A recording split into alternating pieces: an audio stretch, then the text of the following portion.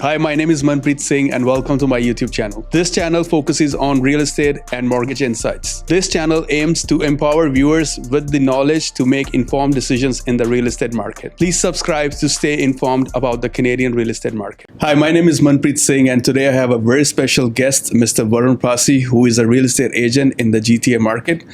Varun, thank you so much for joining me. Thank you for having me, Manpreet. I'm going to start off with a few questions and take the conversation from there. Sure. First of all, how long have you been in the business and what exactly motivated you to join real estate? I don't know why I joined real estate, to be honest. I had no clue why I'm getting into this, because I was doing okay, whatever I was doing. So I used to be in IT. Mm-hmm. So I was a contractor with a lot of banks, TD, CIBC. So I was doing okay. IT people make decent money. Right. So when I started, I thought I'll just get a license and, do that part-time thing where I'll just sell it to my friends or whatever, give them cash back. Because when you're part-time, you don't have anything else value that you can add on because you're doing your own job, 9 to 5. Yeah. So you don't really do a lot of research in the market, what's happening in the market. True. So what else that you can offer? You'll offer just the cash back. Yeah. Because that's all, you have. But anyways, I've been in the business for 6-7 years now, approximate. And I never thought that I will be sitting here with you doing a podcast on real estate. But again, you plan something, and when you plan something, the God is laughing on you that, dude, I have different plans for you. Mm-hmm. So I don't make a lot of plans now because it doesn't really matter what you think, what I think. And especially what happened with you, Manpreet, recently, and I'm really sorry about that. Mm-hmm. We make plans, but life has different plans for us. Yeah, you know what I'm trying to say? Yeah. But anyways, long story short, then I left IT. I've been doing real estate for like 24/7. I have a team, and we do a lot of we do pre-construction, we do resale, we do land development. Mm-hmm. We have partners like you who help us to get the mortgage approved. Private lending. So these are all the sort of sections that we cover. Mm-hmm. So as you said, life is very unpredictable, which I completely get, 100%. Right? But also when you were making the switch, what was the motivation at that point of time? Did you calculate the risk or was it too risky for you? Did you get that feeling or you were like, okay, no, I think this is it for me and I'm going to pursue and go from there? See, I wish I'm one of those who calculate a lot of risk. I'm not that guy. Sometimes I think after when I take this action, you know what I mean? Nice. So I haven't calculated a lot. And I remember when I was leaving IT, my financial situation wasn't that great. Mm-hmm. So there are a lot of, like my dad had a business back home. That wasn't doing well. He lost pretty much everything. Mm-hmm. I had a lot of debt when I took that risk. But again, I think sometimes you got to take that chance, that risk. Yes. And I'm glad when I look back that I took that chance, that risk. And that is the reason where I am today. If I wouldn't have taken that risk, I would still be doing 9 to 5. And I'm not saying there's anything wrong doing 9 to 5. But it's just not for me. Mm-hmm. I don't belong to that category at all. Yeah. No, in my eyes, because I work with multiple real estate agents, you are one of those guys that have been very successful in a very short period of time with different strategies, of course, a lot of your hard work. Yeah. So hats off to you. Yeah. In our business, if there are certain things that if you don't follow, I don't think so you can reach at the level where you want to be. You got to be consistent. You got to be a hard worker. Discipline. If you are here in this business just for the money, you shouldn't be. Yeah. Because I make 100 calls a day. Maybe I get one lead that says, okay, I'm going to see you or I'm going to meet you. So basically, if you're okay to take 99.9% rejection, come to our business. Yeah. Because there is no surety that you're going to get paid. Yeah, it's mostly rejections, mostly failures. Yeah. If you can handle that, come into the business. There's no problem. We have approximately 90,000 agents. I've heard a lot of agents have left the industry. Yeah. The way they all got into the industry in 21, 22 when the market was crazy and everybody was making money, because we weren't really educating our clients. We were just doing customer service. So we used to get a call, I want this. So you're not really calling or convincing or educating your clients, your leads are calling you that I want this particular project. Can you get me the unit? How hard it is. Yeah, yeah. So you're doing customer service. You pick up the phone and you tell them, okay, I'll get you the unit. Now tables have turned. Now the whole industry has pretty much turned, right? So the buyers are more educated. They're more aware. That's how it should be. When you're investing $700,000, $800,000, $900,000, you better be educated. Yep. Like if we calculate that money, like if we convert that money into our back home currency, it's like 6 crores, 7 crores. Yeah. When do you go sign anything without even reviewing the agreement? If you're buying something for 7 crores back home, you would never do that. Yeah. I don't know. It all happened because it was one of those COVID markets or whatever. Everybody was buying because if we don't buy it today, we're going to lose everything. People who haven't bought it much, they're lucky. People who bought it in the peak market, it's just unfortunate, right? I talk to a lot of people. I'm like a doctor right now. Yeah. And I get a lot of people who bought it around that peak market. And you see those patients, like you're a doctor and everybody's coming and telling you that they have cancer. It's one of those situations because everybody's bleeding right now. Because it's unfortunate, it's your hard-earned money and you talk to me or someone else and you say, I'm going to lose $300,000 on this property. It's going to take you forever to make that $300,000 again. That's true. If you're doing 9 to 5, it's not that easy, right? So it's unfortunate, but see, you can, for me, there is no regrets in life. There is only learnings. Either I can just regret in my past and then can never be overcome from whatever I did back in the days. Or it's a learning because at that point of time, based on whatever knowledge that I had, based on my circumstances, I took the best decision in my life. So there is no regrets.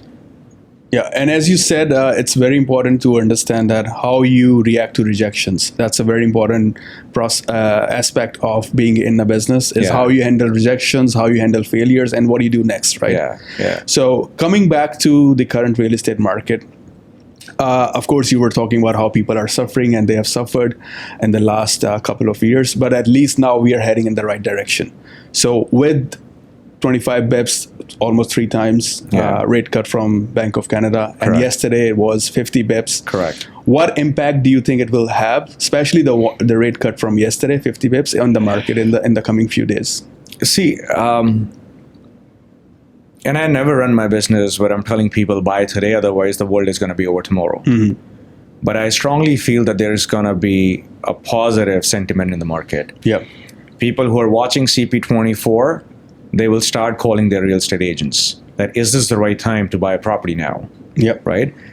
Every market, be it real estate, be it stocks, they're all based on a sentiment. Yeah. It could be negative, could be positive. Last year and a half or 2 years, all we had is bad news, bad rumors. People are losing money. People are selling their properties on assignment and losing all their deposits. So I think within the next year or two, those things will be past history. Going forward, I think market will start moving in the right direction, in the positive direction. A lot of buyers will come out because once they're going to see their qualification, they can qualify for a little more mortgage. Yeah. They could save a little more monthly payments. Yeah. So if they were paying $4,000, they might pay 36, 35 now. Yeah. 100 on their monthly mortgage payments. But one thing also we got to factor in that where was the market 6 months ago and where's the market right now? So we really have to analyze that data and see whether even today is the right time or not. And then you take that step. Yeah. Right? So 100%, there's going to be more buyers. There's going to be more listings too, because a lot of people who were suffering, bleeding, can hold their properties. They're thinking now that because of the drops in the rate cuts, I can get more value of my property. So everybody might start thinking that I'm going to list my property now. So that might increase the inventory too. But it will take some time. It will take some time, but I don't think so it will ever catch up to the demand side because we always have more buyers. Yeah. because of the population that we have. So population versus houses that we have, Yeah. it will never match. True. So buyers will always be more than listings. Yeah. And how soon that they consume the listings that we have, we're going to start seeing next year in March, because March, again, the market is going to pick up and we're going to have 2-3 cuts easily around that time. Yeah. Right? We will be sitting 3-year fixed, probably less than 4%. Yeah. Around that time, I think. So let's see how the market rolls, but I think more buyers, more listings, more volume will be there. You did mention buyers are getting active now. They are making more calls to you, 100%. asking about if this is the right time. 100%. And there was multiple offers on one of the properties in Oakville.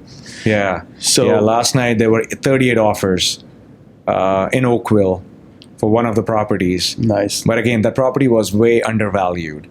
Because to be honest, Oakville, even if you get a freehold property for $1 million, it's a gold mine. You know, because then you can demolish and build whatever you want. So 38 offers, yeah, we didn't see even 5 or 10 offers 6 months ago. The market was flat, doesn't matter what location. Now it's picking up. A lot of locations, Oakville, Milton, Pickering, Ajax, Oshawa, because we are working all over with our buyers. We're seeing offer dates, bidding war is back. And one more thing, Manpreet, I would like to mention here. Anytime you see offer date, so for example, I got to sell a property, right? So what do? I analyze the market. I see what other agents are doing. Are they putting offer dates or not? Because if no one is putting offer date, that means that the properties are not selling on offer dates. But out of 100 listings, if 80 people are putting offer dates, you're going to do the same. I would probably do the same. I'll probably present my property in the best way that possible that I can. And then I'm hoping that I can get more money through my seller than we are expecting, because the demand is there. True. So as a buyer, if I see this, that every property is pretty much selling on offer date, I got to pull up my socks and try to get that property at a decent price. I'm not saying if the fair market value for that property is $900,000, you go pay $1 million. Never do that. Even if your real estate agent tells you, just block him, go to another agent. But 20, 30,000 here and there, you might have to do that because of the situation, because there are 10 people competing with you right now. That's true. So if you buy that, if the fair market value for that property is 900,000, you pay 925. That's where the last comparable is. So the next property that's going to get sold, he's going to see your value, and they're going to start from 925 and see where the next property gets sold. That's how the appraisal works too, right? They're going to look at comparables in the same area, do the addition and subtraction on the basis of the properties. Correct. And they come up with the value. So that's how the appraisal works, right? Remember when we first met about 2-3 years ago, pre-con was very hot. A lot of buyers were preferring pre-cons over resale. Is it still the case, or the market has changed? No, market has completely... Pre-construction is bleeding right now. Oh, wow. Especially the condo side. Even from big builders like Madumi? And it's not about the builders. It's about... buyers they're more careful now. Right? They know how the market works. So if, for example, if one pre-construction is selling at $1,500 per square foot, and the resale market is at approximately $1,000 per square foot, like, I don't know. So 500 square foot difference, that means if you're buying a one bedroom, you're paying approximately $200,000 more for that property. So that's one of the reasons, like, we do sell a lot of pre-construction, but we only sell projects that make sense for us. We sell projects where I think that I can invest my money in. I don't promote projects where I'm not convinced, I'm not comfortable. Because if I do one transaction, I lie, I make that $5,000-$10,000 on commission, how far it's going to take me? That's true. After 3-4 years, my client is going to swear me. He's going to give me all the bad blessings that he can. And I don't want that sort of a money. I'm in a situation where I would rather build a long-term relationship with my client. So in a lifetime, if he's doing 6 transactions, he is doing those 6 transactions with me and my team. Rather than making that $10,000 and I lie that this is the best project in the world. Because if you go to social media, anybody who's talking about the projects, any project, that project is the best project. That's true. There is no second project which is even compared to that project. You know what I mean?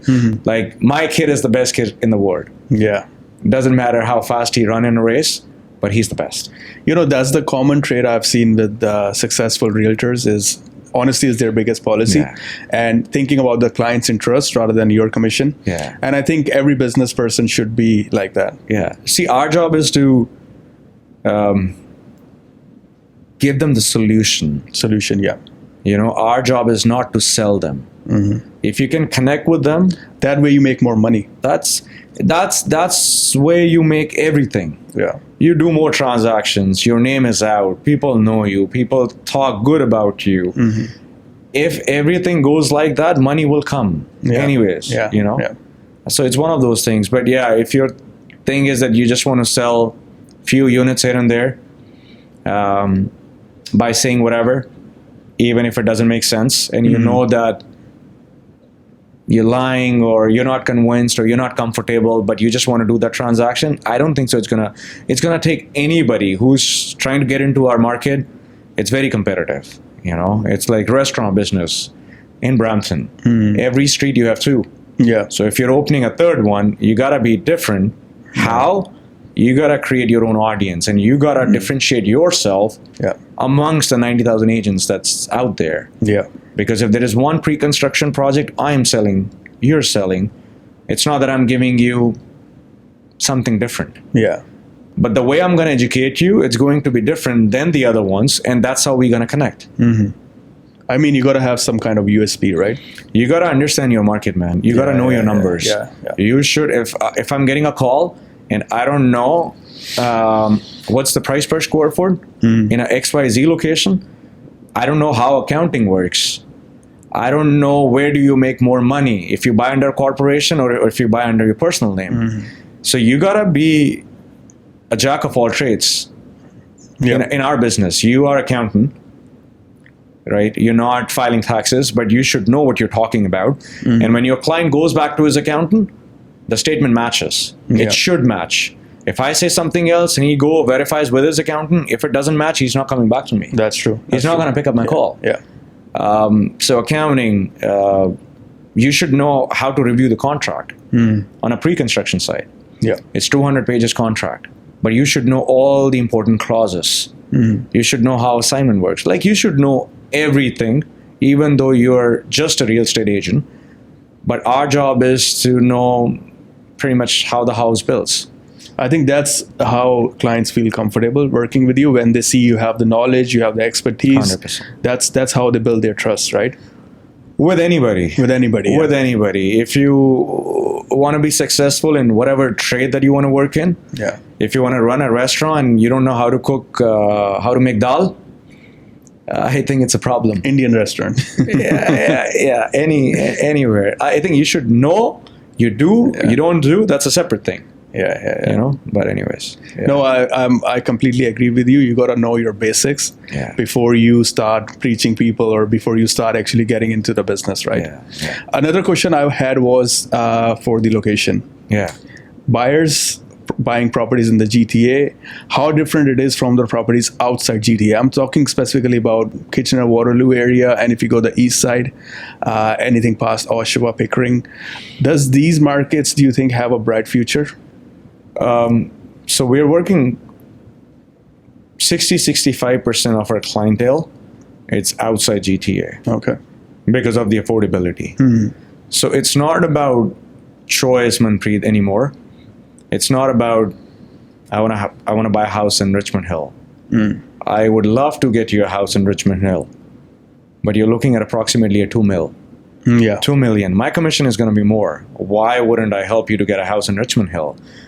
But first-time home buyers or someone who's upgrading from upsizing from a condo or a condo townhouse, it's still, those detached, those locations are still far off.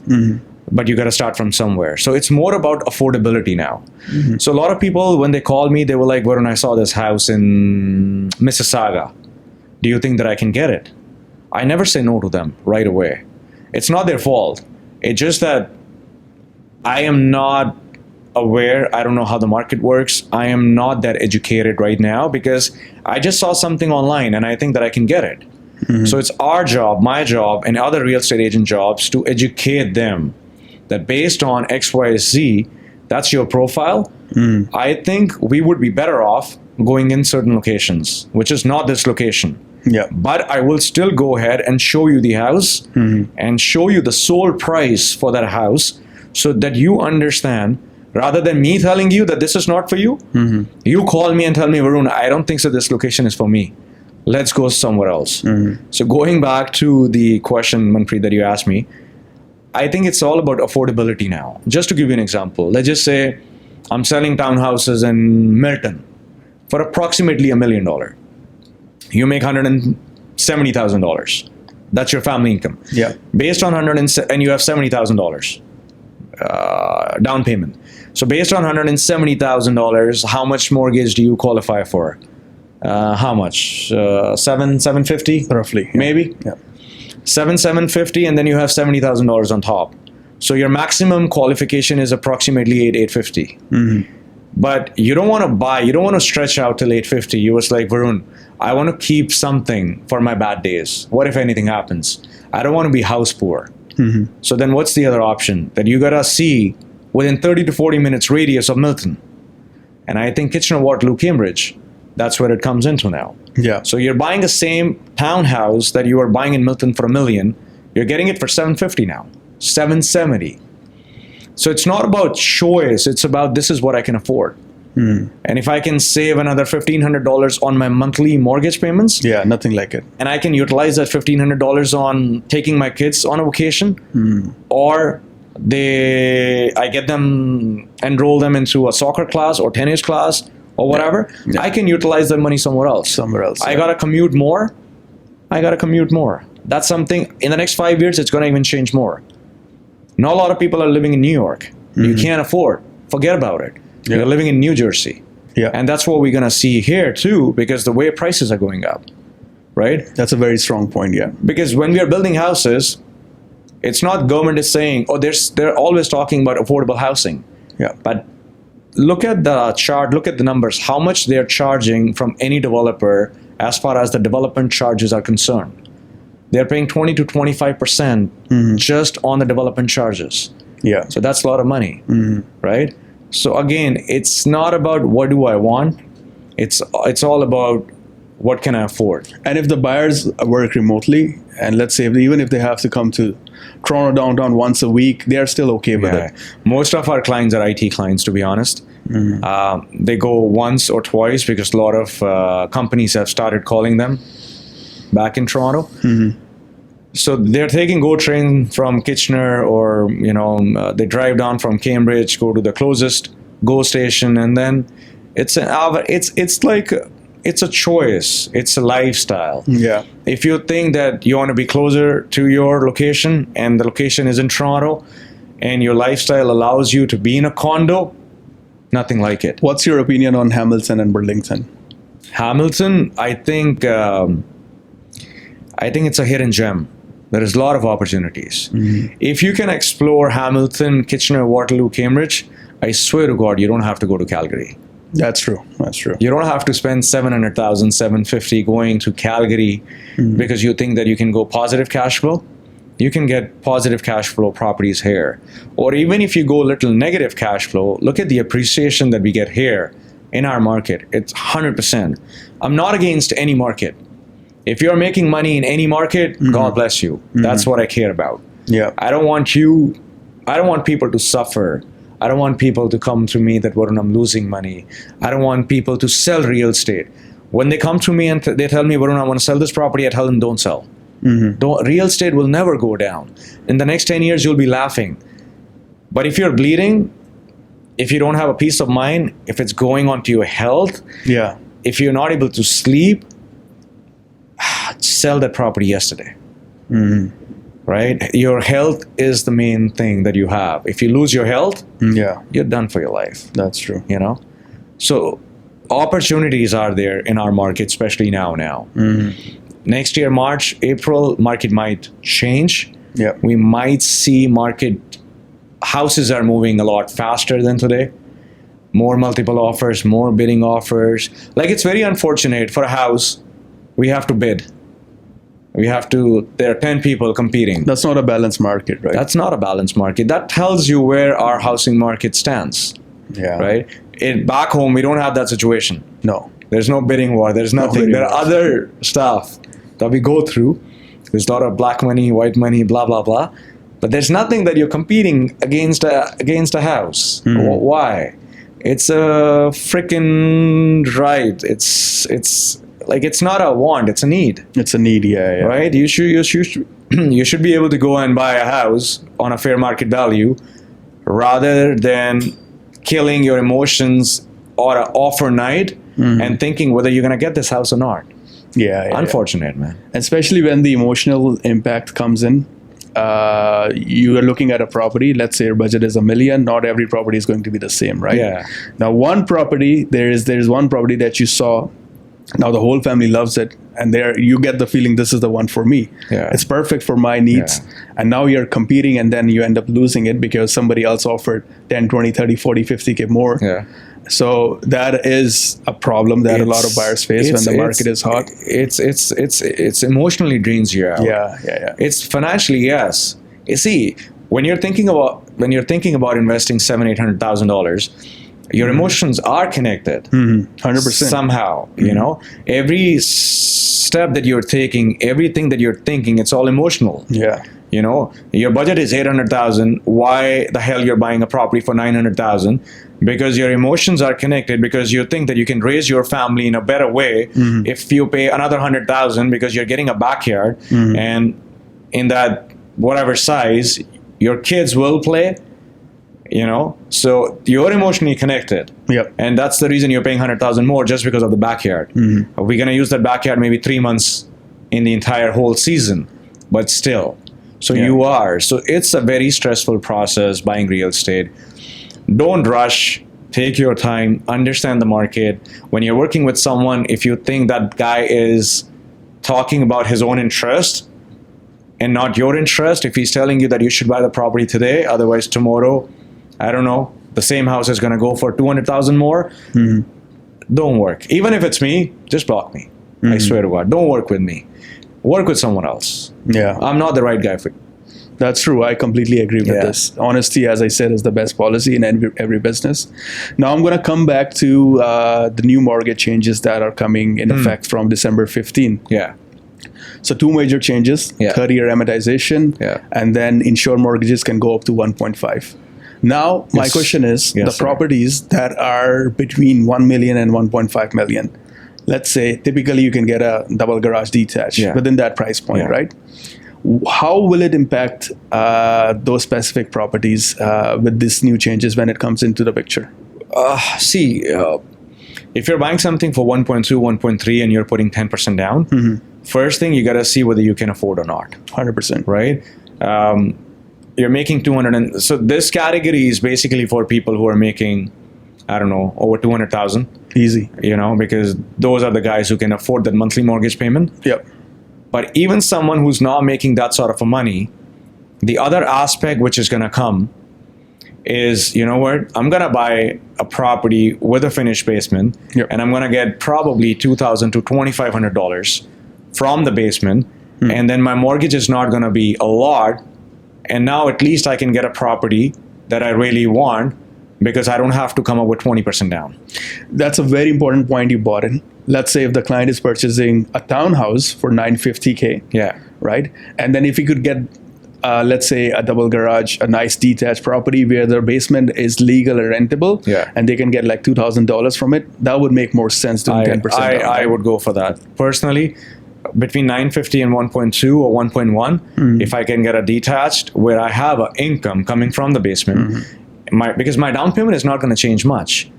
From 900,000 to 1.1, 200,000, 10% of 200,000 is $20,000. So, but just by paying that $20,000, if I can get a property that's giving me $2,200 from the basement, 100%, because $200,000 difference in a mortgage is approximately $1,000, $1,100. Calculate the ROI, so return on investment. You're getting $2,200 from your basement. You're getting a bigger property. Appreciation is going to be a little more.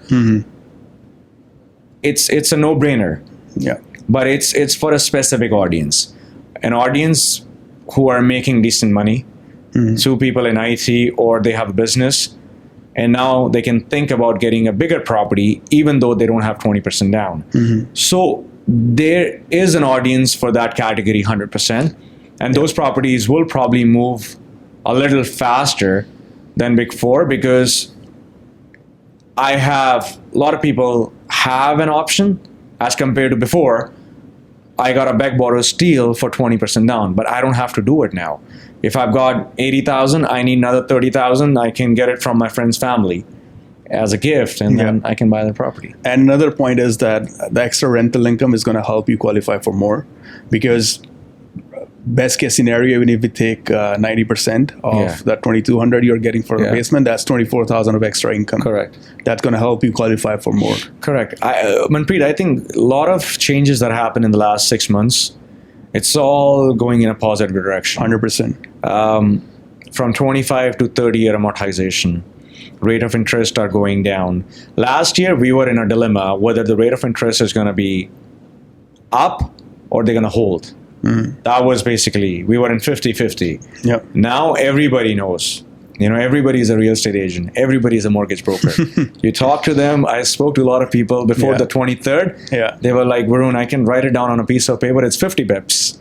And being in the market, I will never say that confident, because I don't know. We don't know, But they were like, we can only. I'm telling you, it's going to be some people like 25, some people like 50. Yeah. I was like, I hope whatever you're thinking, that's what happens in your best,